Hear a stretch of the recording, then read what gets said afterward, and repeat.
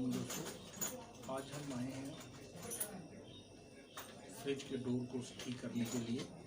तो ये डॉलर्स का फ्रिज है, इसके दरवाजे में मसला आ रहा है, तो आइए चेक करते हैं। ये देखिए दरवाजे में प्ले है, तो अब हम इसको खोलते हैं।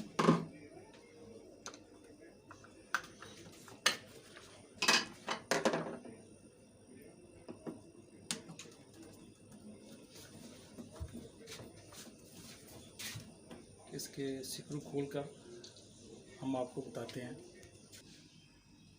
देखिए अब हमने इसके नीचे वाशर रखी है, रखने के बाद इसको फिट करेंगे। फिट करने के बाद दरवाजे को साफ बनाएंगे। ऊपर से जो इसका जो कवर है हमने लगाना है।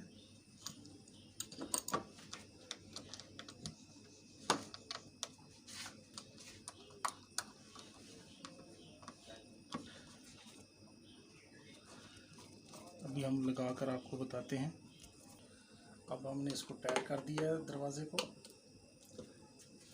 अब आप चेक करें, ये देखिए दरवाजे को हम खोलते हैं तो ये बंद हो रहा है, ये देखें। अब इसके ऊपर हम इसका कवर लगा देंगे।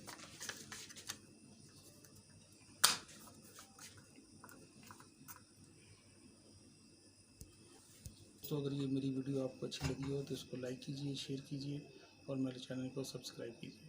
Thank you.